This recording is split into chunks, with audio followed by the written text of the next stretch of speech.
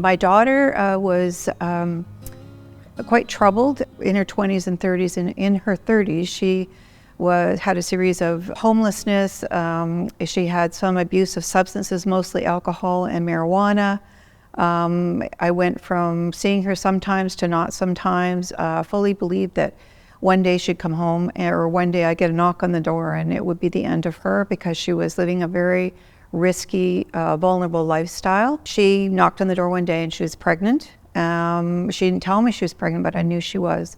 So she lived with me for a year through her pregnancy, and she basically didn't do anything except for garden a little bit. And I was the first grandma to go to prenatal classes in our local community. So she delivered the baby, and long story short, the baby was about 18 months, and her mental illness really started to spiral downward. And we were estranged, and she had said that, you know, she didn't want to see me, she didn't want any contact. And so I was afraid that she would withhold my grandson from me being able to see him. So I respected that. And then I got the call that nobody wants to get. 6 months later, she phoned and she said, "Oh, I've given up my baby." And I said, "Well, what do you mean you've done that?" She said, "Well, I needed respite. I was ill." And she phoned the ministry, and I think for unknown reasons, well, I have a hunch of what the reasons were, because she was struggling with the stress of having a baby, being a single parent, low income, all the rest of it, housing. She was spiraling downwards, and I don't think there was anything that she could do about it. So I found out that MCFD had come in, taken the child. I contacted them, and they had to go through all kinds of screening. He was in foster care. The reason he actually came into my care is that in the foster home, there was another little boy that was having difficulties, and they were going to send the children everywhere. So he was just almost 2 at that point. So I bundled up his garbage bag with his teddy bear and his blankie, brought him home. He was nonverbal. He never made eye contact. In fact, I never got eye contact with him for 30 months. He didn't look me, and so I always reflect, it's kind of like Stephen King's Cujo, where you're faced with a rabid dog. What would you do if you were faced with a rabid dog?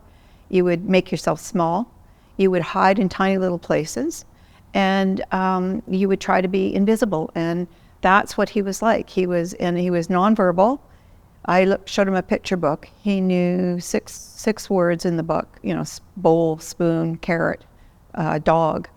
But other than that, he didn't speak. For the first couple of weeks when I rocked him, if I sang, he would get very, very upset. I didn't know what had transpired. I had no idea what he'd gone through.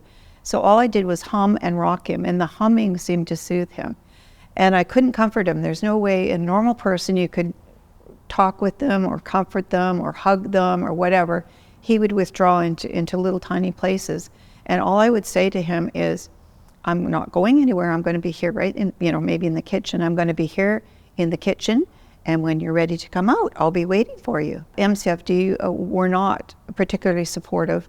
So I'm a single parent. At that point, I was 64. I had no extended family, so I have no grandparents, I have no cousins, I have no uncles, I have nobody. It's he and I. So through the next year, I was lucky enough to get the Heads Up program with the Nanoose First Nations.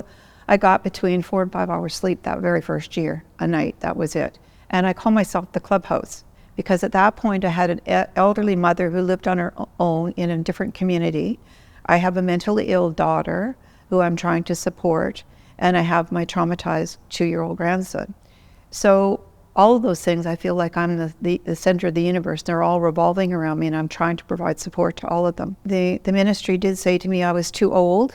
They told me that they were going to put my grandson on an adoption roll, and that even though he was Indigenous, his father's Indigenous, some other family would like to adopt him. And that his status didn't matter, that it would take too long to get it. So I got it in 3 months and located the Musqueam, who is a member of the Musqueam. So he has a status, and I'm trying to connect him with the community, which is very, very difficult. I knew he had large attachment issues. If I was going out to we live in a rural area, if he couldn't find me, he would be hysterical, like literally hysterical. So going forward, he went into elementary school and kindergarten, and the first day we went, there was this sea of platinum children I thought that looked quite sickly. And there he was, looking very healthy and whatever. And it was the first time that he realized that he was different in some way. His skin was a different color. He had brown skin. And he asked me why I didn't have brown skin. And so I had to explain that to him. So that was the first notion that somehow, and then somehow he was different. Now we're like on the sort of phase 2 of our journey. We've gone through the bureaucracy and I'm advocating all the time. And now I'm trying to advocate so that he gets services so that he can be productive.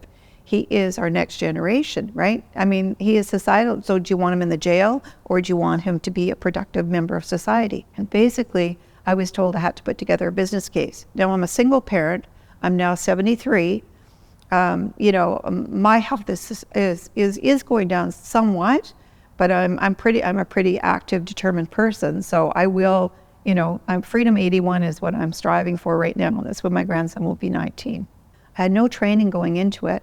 I had to learn as I went. I did a lot of research, thank goodness for the internet nowadays, because in the old days, I don't know what I would have done, but I researched and I found a real good trauma adoption website in California, actually, where I learned about the amygdala and how you go into when you are stressed, you go into survival mode, and he was totally in survival mode. The most joy is obviously my grandson, and watching him grow and learn and be successful. Just the little things, but that as a grandparent you might not experience them as you do when you're a parent.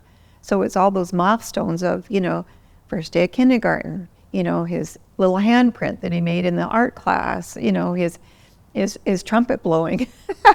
He joined the band this year. So, all of those sort of firsts that happen, and watching him grow. His passion is soccer, and he's doing very well. I got an email actually this weekend that he's been accepted for the rep team, which is, he's going to be over the moon. And that's our course, I guess, for next year. I never thought I'd be a soccer mom at 73, but I definitely am. So I don't know what's waiting for us around the corner. It's and I do forget, like I said, my daughter's 50. So it's been a while since I've been in elementary school. It's been a while since I, helped navigate that system, and so look forward to fun times. His birthday, I thought, okay, I'm going making memories. I'm going to go in the bumper car. I had such a good time with him in the bumper car, right? Great memory. And I can't say enough about fairness, because that group is the advocacy group, so I feel very strongly about it.